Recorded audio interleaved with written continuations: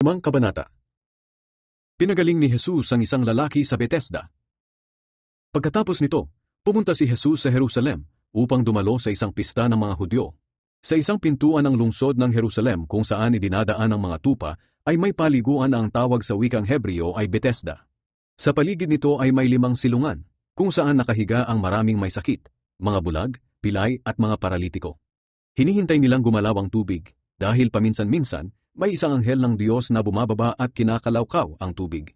Ang unang makalusong sa tubig pagkatapos makalawkaw ng anghel ay gumagaling, kahit ano pa ang kanyang sakit.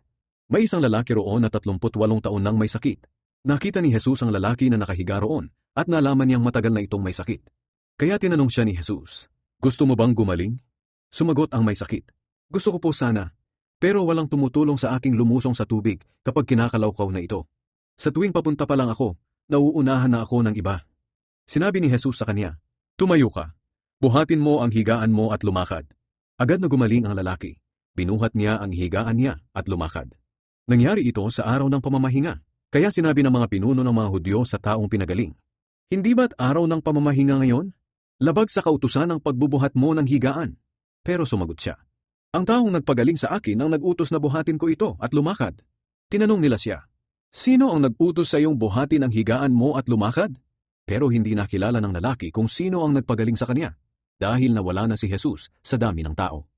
Hindi nagtagal, nakita ni Jesus sa templo ang taong pinagaling niya, at sinabihan, "O magaling ka na ngayon, huwag ka nang magkasala pa, at baka mas masama pa ang mangyari sa iyo."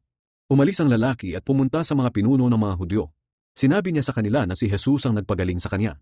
Kaya mula noon, sinimulang usigin ng mga pinuno ng mga Hudyo si Jesus dahil nagpagaling siya sa araw ng pamamahinga. Pero sinabihan sila ni Jesus, "Patuloy na gumagawa ang aking Ama, kaya patuloy din ako sa paggawa." Dahil sa sinabing ito ni Jesus, lalong sinikap ng mga pinuno ng mga Hudyo na patayin siya. Sapagkat hindi lang niya nilabag ang batas tungkol sa araw ng pamamahinga, kundi tinawag pa niyang sariling Ama ang Diyos, at sa gayoy ipinapantay ang sarili sa Diyos. Ang kapangyarihan ng anak ng Diyos. Kaya sinabi ni Jesus sa kanila, "Sinasabi ko sa inyo ang totoo.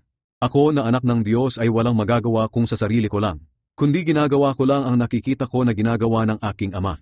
Kaya kung ano ang ginagawa ng Ama, ay siya ring ginagawa ko bilang anak.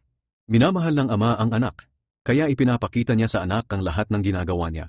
At higit pa sa mga bagay na ito ang mga gawain ipapakita niya sa akin na gagawin ko para mamangha kayo.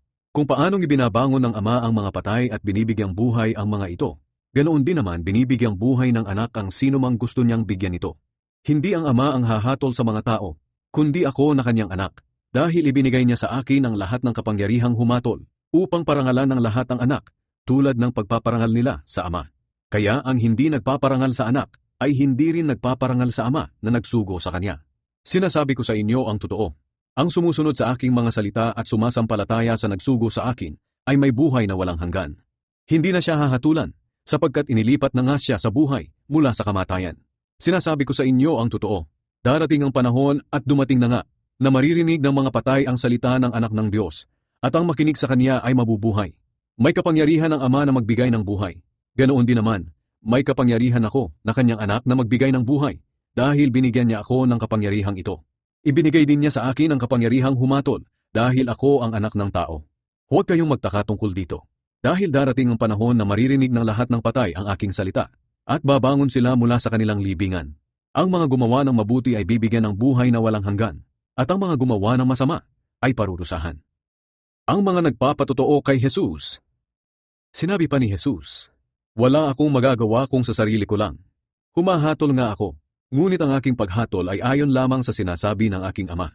Kaya makatarungan ang hatol ko, dahil hindi ang sarili kong kalooban ang aking sinusunod, kundi ang kalooban ng nagsugo sa akin. Ngayon, kung ako lang ang nagpapatotoo tungkol sa aking sarili, magduda kayo sa sinasabi ko. Ngunit may isang nagpapatotoo tungkol sa akin, at alam kong totoo ang kanyang sinasabi. Maging si Juan na tagapagbautismo ay nagpatotoo tungkol sa akin. At sinabi niya sa inyo ang katotohanan na magsugo kayo ng ilang tao upang tanungin siya. Binanggit ko ang tungkol kay Juan, hindi dahil sa kailangan ko ang patotoo ng isang tao, kundi upang sumampalataya kayo sa akin at maligtas. Si Juan ay tulad ng isang ilaw na nagliliwanag, at lubos kayong nasiyahan sa liwanag niya sa inyo, kahit saglit lang. Ngunit may nagpapatotoo pa tungkol sa akin na higit pa kay Juan. Ito'y walang iba kundi ang mga ipinapagawa sa akin ng Ama. Ito ang nagpapatunay na ang Ama ang nagsugo sa akin. At ang Amang nagsugo sa akin ay nagpapatotoo rin tungkol sa akin. Kailanman ay hindi nyo narinig ang tinig niya o nakita ang anyo niya. At hindi nyo tinanggap ang kanyang salita dahil hindi kayo sumasampalataya sa akin na kanyang sugo. Sinasaliksik nyo ang kasulatan sa pag-aakala na sa pamamagitan nito'y magkakaroon kayo ng buhay na walang hanggan. Ang kasulatan mismo ang nagpapatotoo tungkol sa akin, pero ayaw ninyong lumapit sa akin upang magkaroon ng buhay na walang hanggan. Hindi ko hinahangad ang papuri ng mga tao. Kilala ko talaga kayo at alam kong wala sa mga puso ninyo ang pagmamahal sa Diyos. Naparito ako sa pangalan ng aking Ama, ngunit ayaw ninyo akong tanggapin.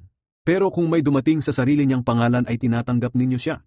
Paano kayo sasampalataya sa akin kung ang papuri lang ng kapwa ang hangad ninyo at hindi ang papuri ng nag-iisang Diyos?